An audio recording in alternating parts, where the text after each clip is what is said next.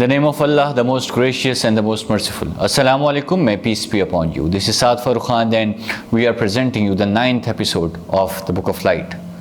In this episode, we are proceeding with the verse 218 from the second chapter of the Holy Quran, which is Surah Baqarah. Those who believe and those who left their homes and worked hard in God's way, they may look forward to God's mercy. God is most forgiving, most merciful. They ask you, O Prophet, about wine and gambling. Tell them, in them there is a great evil and some benefit for people, but their evil is greater than their benefit. They ask you what they should spend in charity. Say, whatever you can easily manage. God thus explains His commands so that you may think. Or their effects on this life and the next. They ask you regarding the orphans. Say, the best thing is to do what is good for them. If you intermix your expenses with theirs, there is no harm, for they are your brothers. God knows who is mischievous and who is pious. Had God willed, He could have put you into difficulties. God is Almighty, the wisest. Do not marry a polytheistic woman until she accepts faith. A believing slave woman is better than a polytheistic woman. Even though she might please you, do not give your woman in marriage to the polytheist until they believe. A believing slave is better than a polytheist, though he might please you. They call you to the hellfire, while God calls you to paradise and forgiveness by His grace. He makes His signs clear to people so that they may take a lesson. They ask you about menstruation. Say, it is a state of impurity, so keep away from the woman in the state of impurity. Do not approach them sexually until they are clean. Approach them sexually when they are clean in the manner prescribed by God for you. God loves those who turn to Him in repentance. He loves those who keep themselves pure and clean. Your wives are your tilth.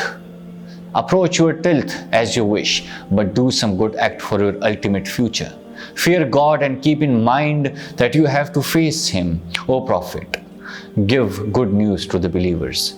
Do not swear by God in your oaths.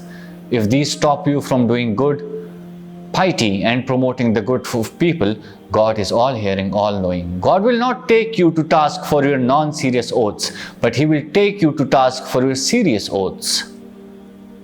God is most forgiving, most forbearing. For those who take an oath of keeping away from their wives, there is a period of 4 months. Then if they return, God is most forgiving, most merciful. If they decide to divorce, God is all-hearing, all-knowing.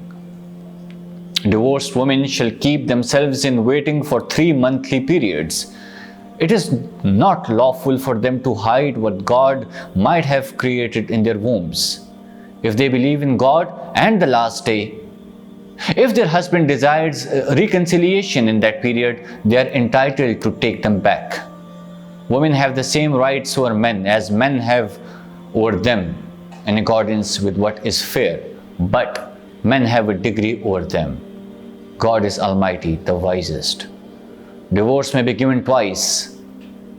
Then there should be either honorable retaining or separation with kindness. It is not lawful for you to take back anything of what you have given to your wives, except when the both parties may not be able to follow the limits set by God.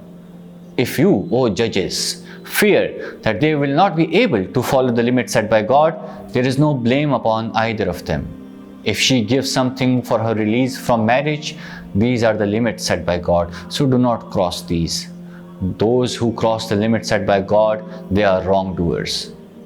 If one divorces his wife, she shall not be lawful to him unless she first takes another husband and he divorces her. There is no blame upon them if they reunite, provided they think they will be able to follow the limits set by God. These are the limits set by God, which He has explained to those who understand. When you divorce your wives and they reach the end of their waiting term, either retain them honorably or release them honorably, but do not retain them in order to hurt them or by way of crossing the limits. He who does so wrongs himself. Do not take God's commands lightly. Bring to mind God's favors to you, and remember that He sent down to you the book and wisdom for your instruction. Fear God and keep in mind that God knows everything. When you divorce your wives and they complete their waiting term, do not prevent them from marrying men, if they mutually agree in the customary way. This instruction is for all those who believe in God and the last day. This is the cleaner and purer way for you. God knows, but you do not know. Mothers may suckle their children for 2 years if the father desires the completion of this period. It is obligatory on the father to bear the cost of their food and clothing in a fair manner. No one is burdened with more than he can bear. No mother is to be treated unfairly on the account of her child, nor father is to be treated unfairly on account of his child. The same duty towards the suckling mother rests on the higher as on the father. If both father and mother, after consultation, mutually decide on weaning, there is no blame upon them. Likewise, there is no blame upon them if they decide on a foster mother for their children, provided they pay her in a fair manner. Fear God and bear in mind that He sees all that you do. The wives of men who die shall observe the waiting period of 4 months and 10 days. When they reach the end of this term, there is no blame upon you if these women decide something about themselves in a fair manner. God is aware of all that you do. There is no blame upon you if you hint at a marriage proposal to such women or keep the proposal within your heart. God knows that you think of them in your hearts, but do not make a secret contract with them. Speak only in a fair manner. Do not resolve on marriage until the prescribed term is over. Keep in mind that God knows what is in your hearts. So fear Him. Know well that He is most forgiving, most tolerant. There is no blame upon you if you divorce your wives before touching them or before the fixing of their dower. But make some provision for them, the wealthy according to his means and the poor according to his means. This is a duty upon those who do good. If you divorce them before you touch them and have fixed their dower, the half of the dower is due to them unless either the woman act leniently or he is whose hand is in the marriage tie acts leniently and pays the full dower. If you act leniently, it indicates piety. Do not forget to act gracefully towards one another. God sees well that you do. Guard your prayers, especially the middle prayer. Stand before God as totally obedient servants. If you fear an enemy, pray on foot or riding. When you are secure, remember God is in the manner He has taught you, which you did not know before. Those of you who die, leaving behind widows, should make a bequest for their widows, 1 year maintenance and residence. There is no blame upon you. However, if the widows leave and may decide about themselves in a fair manner, God is Almighty, the wisest. Let them be fair maintenance for divorced women. This is a duty on the God-fearing ones.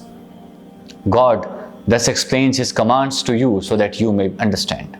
O Prophet, have you thought of those who left their homes for fear of death? Though they were in thousands, God said to them, die, and then He brought them back to life. God is indeed full of grace to people. However, most of them do not thank Him. Fight in the way of God and keep in mind that God is all hearing, all knowing. Who among you will loan to God a good loan, which He will return after multiplying it? It is God who grants you decrease or increase in your provision. To Him is your return. O Prophet, have you thought of what happened to the chiefs of the children of Israel after Moses?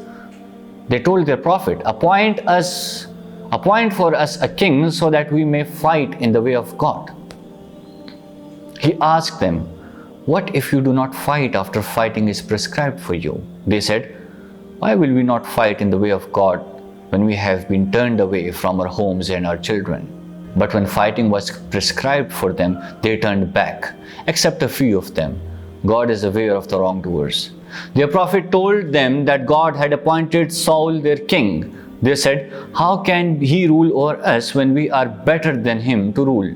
He is not even very wealthy." He said, "God has chosen him above you and has granted him both mental and physical faculties in plenty. God grants his authority to whom he wills. He is all resourceful, all knowing."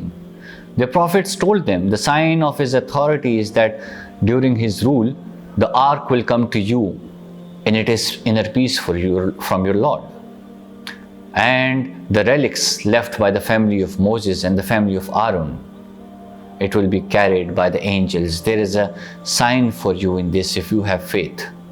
As Saul set out with the armies, he said, "God will test you with a river. He who drinks of it does not belong to me. Only he who does not taste it belongs to me, unless it be only a sip with the hand." But all of them drank it, except a few of them. When Saul and the believers with him crossed the river, they said, "Today we do not have strength to face Goliath and his army." But those who believed that they will meet God said, "How often by God's will a small party prevails over a big one? God is with those who remain patient." When they advanced against Goliath and his armies, they prayed, "Oh our Lord, shower on us some patience and make our feet firm. Grant us victory over the unbelieving people."